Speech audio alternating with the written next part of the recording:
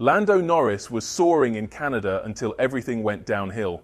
Poised for a podium finish with impressive speed, he found himself in a tense showdown with Oskar Piastri that turned surgical precision into unfortunate chaos. McLaren, known for their harmonious pair, suddenly saw that reputation crumble with one fateful move. This wasn't just a typical racing scuffle, it was a wake-up call. Now, team discussions, instructions, and the pecking order of drivers are up in the air. Was this an isolated error by Norris, or is McLaren's smooth outlook starting to reveal cracks? Internally, the team knows it's about more than just a single blunder. They arrived in Montreal looking like a unit that had finally cracked the code, competitive throughout the race, truly fast, and with two drivers delivering without tripping over one another. Up to that point in the season, Norris and Piastri had avoided the kind of intra-team squabbles that have crippled others, but Montreal was a turning point. As the race progressed, it was evident both drivers were vying for considerable points, maybe even a podium. Norris, having faced a tough qualifying session, was regaining ground on fresher tyres. Meanwhile, Piastri, though starting further up, was holding his position but struggling with grip. A confrontation was inevitable, and McLaren, true to their approach this year, allowed them to compete freely. No secret signals, no team orders, just an open track with two McLarens and mounting tension.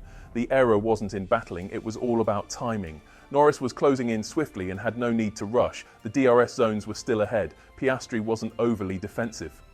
There was room for a calculated move. Yet, Lando acted too soon in a part of the track where passing is always precarious. The approach to the hairpin is brutal. Piastri secured the inside. Norris lunged, and a mere brush of contact spoiled the lap and his race. Heading into the first turn, disaster strikes. Norris has lost the front wing. The McLarens have tangled. Lando Norris crashed into the barrier, bringing his race to an abrupt end. His front wing was already compromised before the impact, making the collision inevitable. Meanwhile, Piastri continued racing, but the incident shifted the dynamics for McLaren. What seemed destined for a double points finish turned into a disappointing outcome. The team now faced a common dilemma. What happens when two drivers, both trying to prove themselves as the top contender, clash on the track?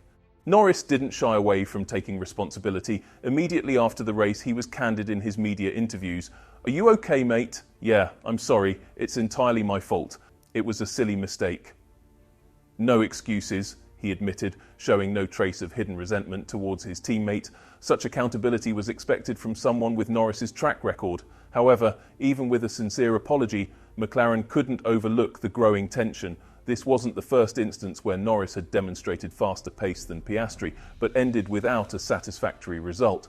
Time and again he appeared to be the quicker of the two, yet finished lower in standings. Although the camaraderie between the teammates has remained intact, performance statistics are starting to tell a different story. Piastri is consistently qualifying well, steering clear of errors, and bringing in points for the team. For McLaren, ignoring these trends is becoming increasingly difficult, and their internal equilibrium is at risk. This season, the luxury of avoiding the number one driver debate has been theirs, as both Norris and Piastri have had their moments, standing on the podium and doing their jobs effectively. Yet, the team might soon be forced to reconsider its stance as the balance begins to tilt.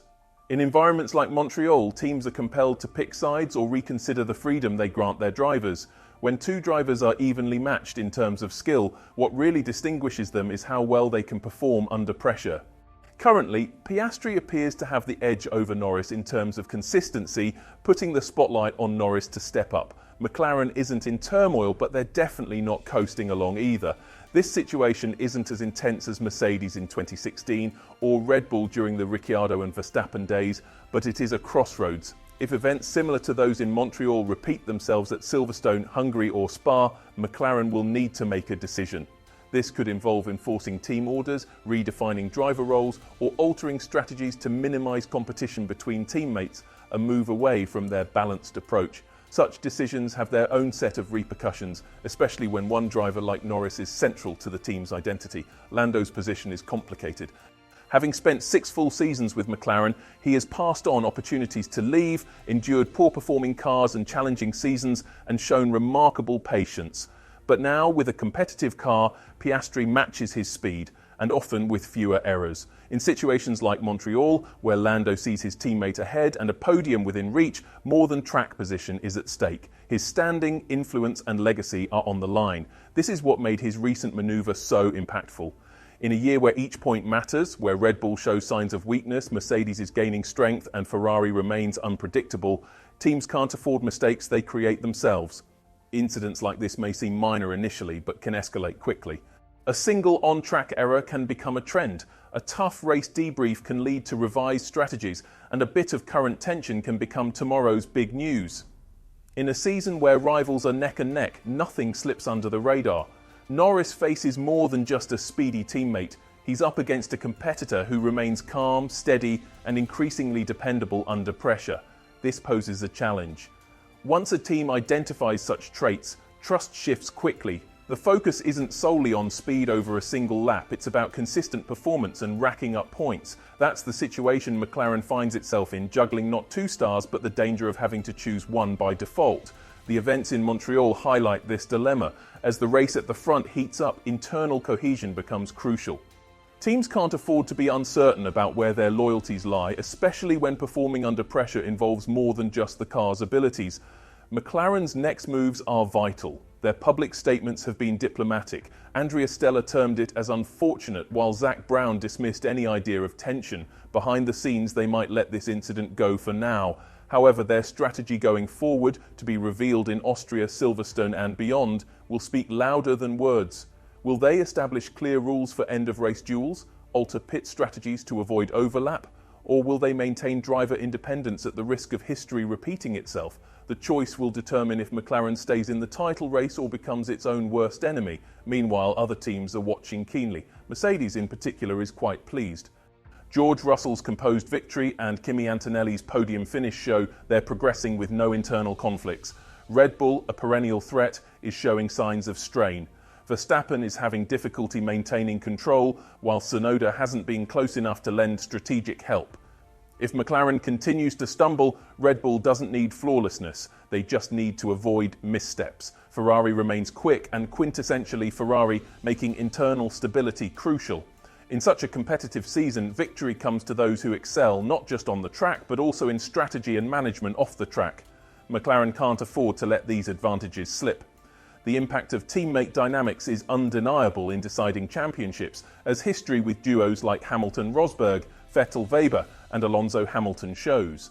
When teammates cost each other points, titles go elsewhere. McLaren isn't at that point yet, but they've received their first warning. If they act decisively and organise well, they can stay competitive. Ignoring the issues, however, could lead to further problems next time Norris and Piastri battle it out, prompting everyone to question McLaren's control. The Montreal incident was preventable, and that's the painful truth. Norris was aware of the risk and Piastri was within his rights to defend. McLaren was on the brink of a great result, but a single choice derailed it all. Those lost points will be crucial, yet the lesson learned is even more so. Cohesive driver partnerships are a rarity in F1, and maintaining harmony goes beyond just speed. It's all about choosing the right moment, building trust, and recognizing when it's best to hold back. What are your thoughts? Did Norris push too hard, or was he sending a message to his team? Is it time for McLaren to consider setting team-wide rules before things spiral out of control? Thank you for watching. If you liked the video, subscribe to the channel and leave a comment below. See you in the next video.